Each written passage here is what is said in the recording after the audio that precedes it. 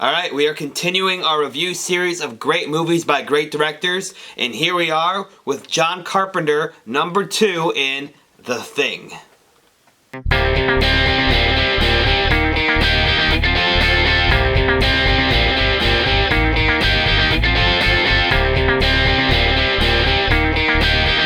This is what many consider to be John Carpenter's magnum opus, his top movie. Yes, many consider Halloween, but I feel like those who don't say Halloween say The Thing, so it's like 1A, 1B up there for him. And I have surprisingly never seen this film before. I've seen a few others like Halloween and They Live, and I have seen Big Trouble in Little China, but I really want to get more into John Carpenter's filmography, watch all of his films, bring you all the reviews, and do a John Carpenter ranking one day on the channel. I feel like that's just going to spin me into more things. I'll probably end up doing Halloween reviews and the Halloween ranking. Who knows where this is going to lead to, but I'm excited to keep bringing you more and more things on this channel. Someday I'm going to have all these reviews and everything, but I gotta stop rambling. Let's get into this. And here is The Thing by John Carpenter. We have the Scream Factory Blu-ray, the collector's edition. And yes, I've never seen it, and usually I don't like to buy these things I've never seen on such a high, expensive way like in Scream Factory, but I've heard so many great things. This movie seemed like it was right on my alley, and I found it for cheap, so I bought it. And recently watched it for the first time, and man, was I blown away. I usually get a little bit, underwhelmed when I watch these movies that have been praised and critically acclaimed and talked to me about for so many years because I have these high expectations. And this is a movie that I've been looking for on Blu-ray and wanting to watch for at least 10 years now. And so I thought the expectations would really bog this one down for me, but surprisingly they did not. I actually, in a weird turn of events, wasn't expecting what I watched. I thought it would be more of a monster movie and more just a straightforward good film, but this movie is actually very deep and very intense and very anxiety driven throughout the whole movie. You're on the edge of your seat, as well as the characters are on the edge of their seat, because everyone is trying to figure out, are these people really human or have they become the Thing? This movie begins with a spaceship crash landing into Antarctica, and these Norwegian soldiers, it seems like, discover the Thing, and the movie starts with them on the run trying to get away from the Thing, and then we lead into our main cast of American soldiers led by the great Kurt Russell. I do know there is a remake to this movie, and for all these years, I always thought that it was a remake, but after watching this and hearing about the 2011 version, it looks like it may be a prequel about the Norwegian soldiers. I'm not sure if that's true. If it is, let me know in the comments, because that'd be really cool to check out and watch after seeing this one.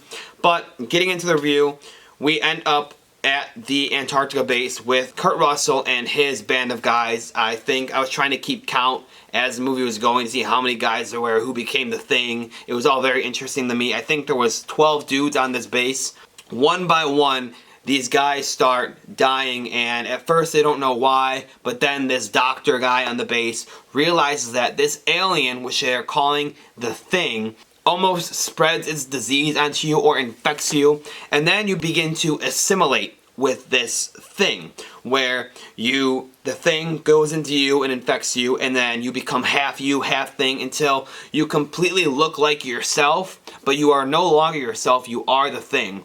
And then there's these strange questions that people ask, like, am I the Thing or am I a real person? Sometimes it seems like the people don't even know for themselves if they are okay or not.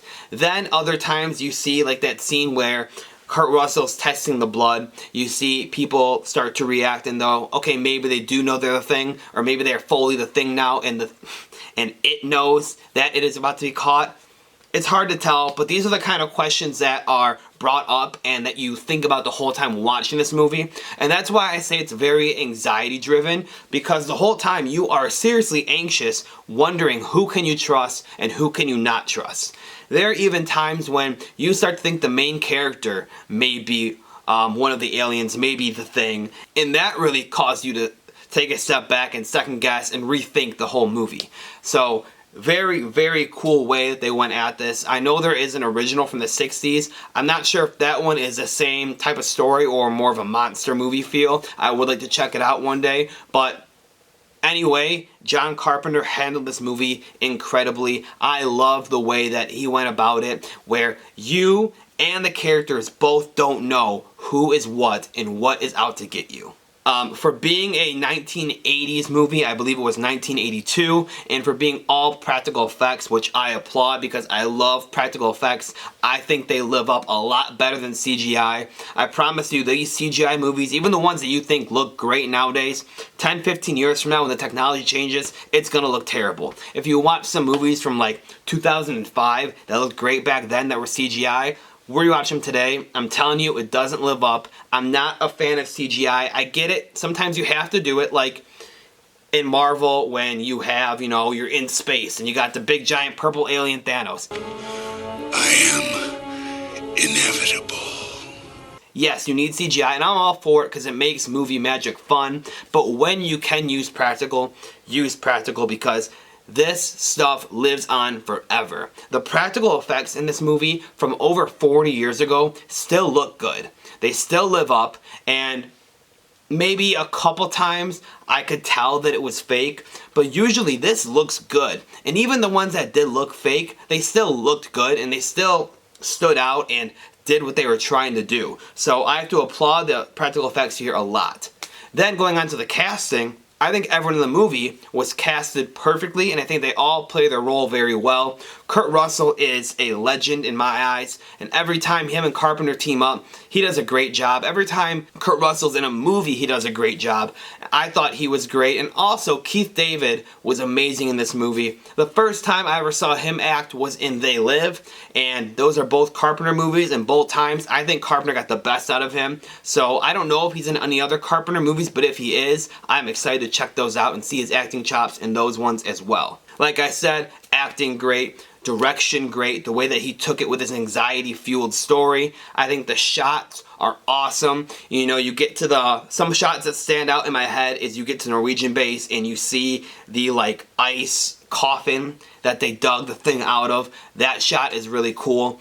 Some of the shots of the camp going up in flames are really cool.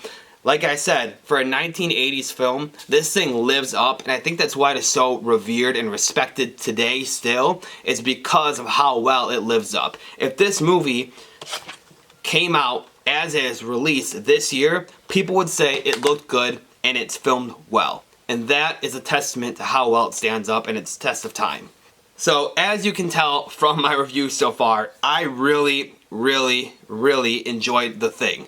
After I was done watching it, I almost wanted to go and rewatch it right after, back to back. That's how much I enjoyed it, and I wanted to pick it apart now that I knew who becomes The Thing and all the different twists and turns, and see, like, is there more stuff that you can pick out from this film on a rewatch? I know most of you who are watching this have probably seen it multiple times, being the classic that it is, so let me know in the comments below if there is stuff to pick out. I know I can't wait to rewatch it and see for myself, but overall, a really great film. I understand the praise. I am happy that I finally gotten around to watch it. I wish I watched it earlier in life so I had a little bit of nostalgia for it, because I feel like nostalgia really helps me when it comes to movies. There are some movies that aren't that great that I could give 9s or 10s to just because of nostalgia, just because of how much I loved them as a kid. I wish this could be one of them, but I'm still happy to get around to it now.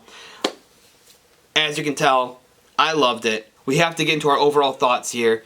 And I know I've been just saying positives.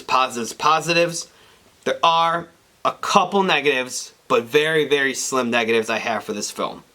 Number one, I think that the story was very well used as an anxiety-driven story. I think it was very well used as a character-driven story. You got to know each and every of the 12 characters and understand what they wanted. Even if it was in small doses, you got to see their thoughts and their perspective on the situation and how they wanted it handled. I think that was done very well. A couple things, though, about the story is it just doesn't feel 100% complete in a way. And I don't even know how it doesn't feel complete. I can't come to you and tell you how to fix that or what should have been done better, because I seriously can't think off the top of my head. It's just something in the back of my head, something that was itching me the whole time where it just doesn't feel complete, but I don't know what it is. You know, when you watch movies and you give them a 10 out of 10, they are perfect to you. They work, they flow, everything makes sense and everything works perfectly. This feels like it does. But something in the back of my mind is telling me it's not complete. I don't know what that is. Very small nitpick though, because I can't even point out what the reason is. And my other small nitpick is the end of the film. I do like that they leave it up to you to decide if Childs was the thing or if he's still human. I do like that it's kind of a dreary ending where these men are sacrificing their own lives for the greater good of the mankind, and they're sacrificing their lives to save the rest of the world. I just don't like the way the ending felt, where, you know, sometimes you watch a movie and it ends and you think to yourself, man, what an ending. That was great, that was perfect. This is a great and perfect ending.